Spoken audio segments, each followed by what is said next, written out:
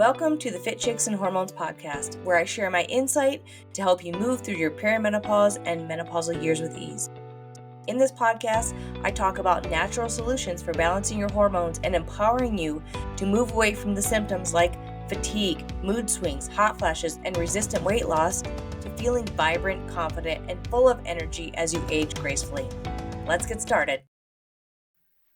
Hello, everyone, and welcome back to the Fit Chicks and Hormones podcast. Today, I want to talk to you about a topic that you might be hearing more and more about and wondering if it's maybe something that you should be taking, and I'm talking about creatine. So maybe in your head, you're thinking that's only for men, and I get it, because that's what I used to think too, just until a couple years ago. But honestly, the more I find out about it, and the more I hear about it, and the more I try it myself, I realize how important it is for women, especially in their perimenopausal and menopausal years, okay? It's actually one of the most researched supplements out there, and most women don't know how powerful it can be when you are in your menopausal years. So let's just get to it and start with the basics. What is creatine? So creatine is a compound that your body makes from amino acids. These are the building blocks of protein, and it's stored mainly in your muscles. You can also get a small amount of this from food, like you can think red meat, fish, things like that. But unless you're eating a pound of steak a day, which is a lot, you're not going to be getting enough to make a real difference. As we age, our natural creatine levels decline, just like our estrogen, just like our progesterone. So this may be the thing that can help you to feel better, to build more muscle, and I'm going to share with you how. So what does creatine do? Well, its main job is to help your body produce energy quickly, especially during short bursts of activity like weightlifting, maybe sprinting, maybe you're running some stairs, maybe you're doing a huge hike, things like that. But here's where it gets really exciting. And this is the huge thing this is what intrigued me most about it, is there's new research that is showing that creatine doesn't just help with your physical strength and muscle building, but it also helps with brain health. Amazing. And it's also what made me decide to put both of my 70-year-old parents on it, because both of my grandmas on both sides of the family had dementia. And if I can do anything to help my parents from getting Alzheimer's or dementia, I'm definitely going to do it. Knowing that it can't harm them, it can only help them. Creatine is involved in brain cell energy production, and it may help with cognitive function, memory, and even your moods.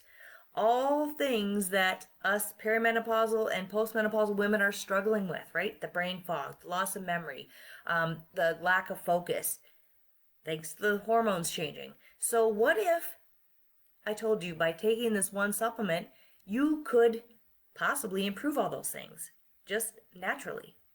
Pretty amazing, huh?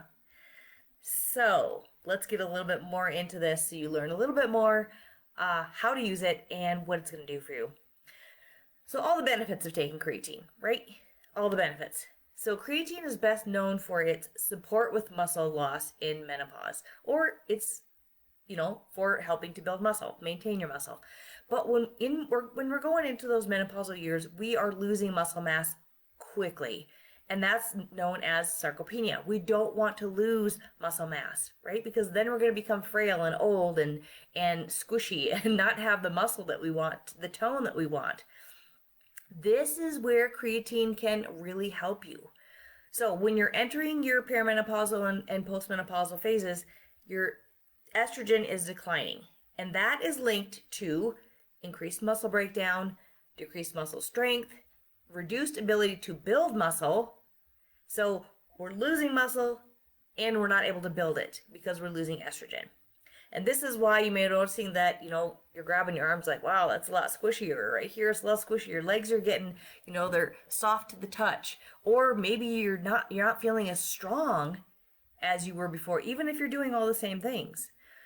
So creatine, when it's paired with resistance training, which you know how much I highly recommend, it has been shown to enhance your lean muscle mass, improve your strength and power, reduce fatigue during workouts, and support recovery and muscle hydration.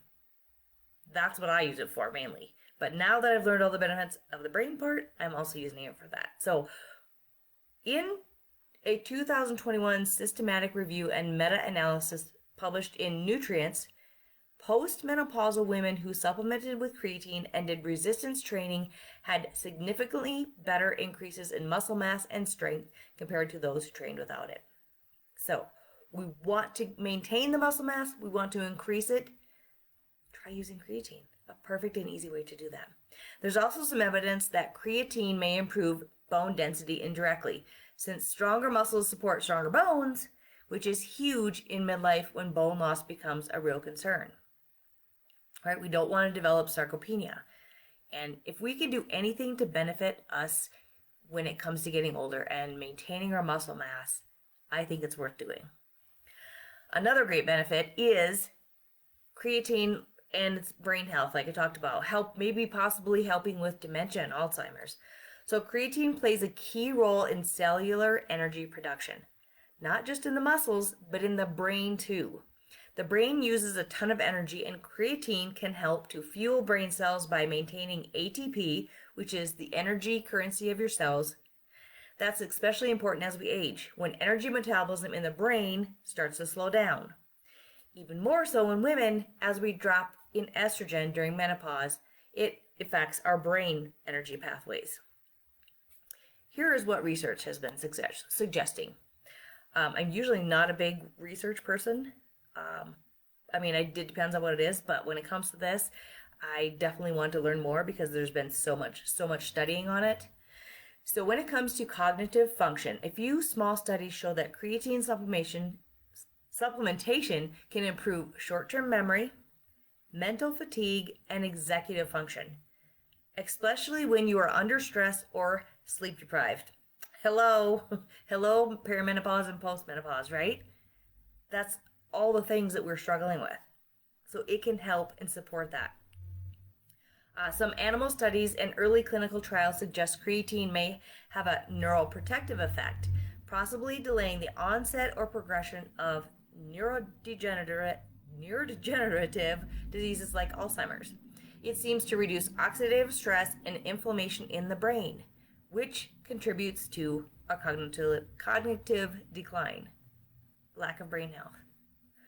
And when it comes to women's hormones, which is what I'm all about, since estrogen helps to protect our brain, and we're losing estrogen, and creatine helps with energy metabolism in estrogen-depleted environments, researchers are looking at creatine as a potential way to bridge the gap in postmenopausal brain function. I love it. Another benefit, it may help with fatigue, like especially that afternoon crash. How many of you women are about 3-4 o'clock, you're like, oh my gosh, I'm so tired, and what do? We go grab the carbs, we go grab the sugar because we want more energy.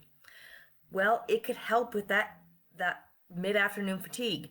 I will put some in my water in the afternoons when I need to pick me up, and I need to get a lot of computer work done, especially on my off workout days, because I'll talk about this in a minute when I use them, but on the off days, you could take it whenever, and so this is when I need it the most, is like in the middle of the afternoon.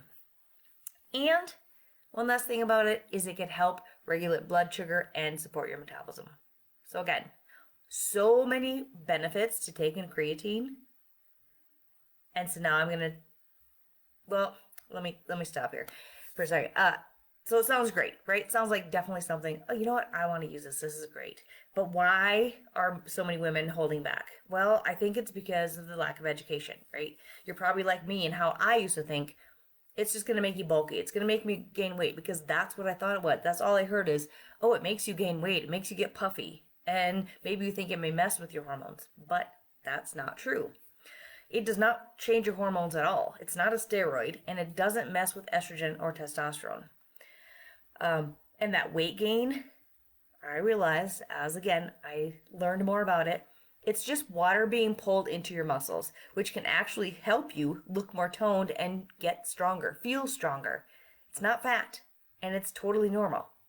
So when you start supplementing with creatine, you may see the scale go up a bit at first when you start taking it, but it'll eventually go away as your body starts to adjust. Again, it's not fat. Okay, it's just water being drawn into your muscles. and stay off the scale anyway. All right, so let's now talk about how to take it. So a typical dose is 5 grams per day of creatine monohydrate. That is what I take before my workouts. And I've recently started taking about 3 to 5 grams on my off days as well. I was only taking around my workouts because I only thought that was when it was going to benefit me. But now that I'm realizing it can do so much more, I'm definitely going to take it every single day. I do recommend, if you start taking it, to start slowly. So maybe start with 2 to 3 grams per day for the first week or two, and then you can eventually bump it up to 5 grams, okay? Because maybe some people, it may bother your stomach a little bit. You're not used to it, right? So slowly increase it, add it, and then get up to that 5 grams. And there's no real perfect time to take it. You can take it whenever you want. I personally like to take it before my workout, and possibly sometimes I'm drinking it as I'm working out. You can take it before, you can take it afterwards, you can take it with a meal, you can take it any time of the day. It's still going to benefit you. I like to mix mine in my pre-workout drink with my peptides for extra energy and strength before my workout, and then to help me recover afterwards. But like I said, on my off days, I'll just do it in the middle of the afternoon.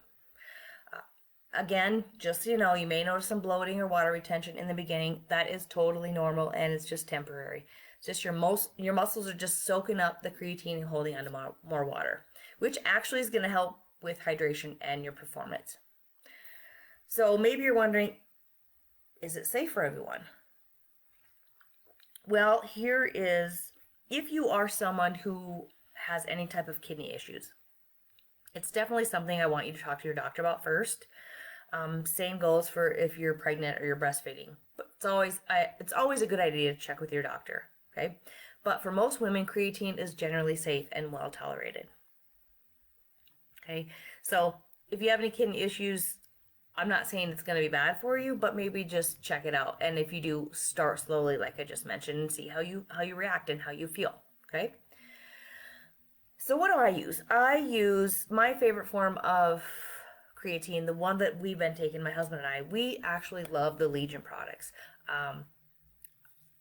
They're really great products. They have no fillers, they have no artificial sweeteners, no artificial junk, no chemicals that I talk about you don't want to have in your supplements all the time. And they have, we tried the gummies. I love the gummies, but they have a little bit more sugar in them. I shouldn't say sugar, but more carbs in them. But they're really good. It's almost like having candy. So they have gummies that you can take. They have plain powder form, and they also now have flavored powder. So we now use the flavor powder. That's what I put in my water in the afternoon. But when I work out, because I'm mixing it with my peptide, which already has flavor, I just add it in there as well, just the powder form. But again, lots of different options that you can try. And always want to make sure that you are drinking enough water with it, because it can possibly dehydrate you. So make sure when you take it, you drink at least 16 ounces of water with it, which if you're drinking it before your workout, drink it a little bit earlier if you're going to drink a lot of water. But definitely throughout your day, make sure you're drinking enough water, okay? Again, I love the Legion. We love their products. They are high quality. They're third-party tested. It's really important to me when it comes to any supplementation. If you know me, I'm not going to give you some junk. I'm always going to research what the best options are for you. And I like them because I know exactly what I'm putting in my body, because it says it right on their website. So I will put the link to the ones that we use in the show notes. And if it's your first time ordering, you can save 20% off through that link. So go ahead and check that out. And again, if you have any questions, just reach out and ask me. I'm always here to help you. If maybe you've had a bad experience with creatine, let me know, because I want to know these things so that I can share that with other people that I talk about. So hopefully you're feeling a little bit more confident about giving creatine a try. And if so, give it a try. Let me know how it works. I love hearing your stories. And if you would please hit that subscribe button and share this episode with your friends, to help get the word out there that creatine can help you with so many different things, especially in your perimenopausal and postmenopausal years. I appreciate you for listening and joining me today, and have a great rest of your day.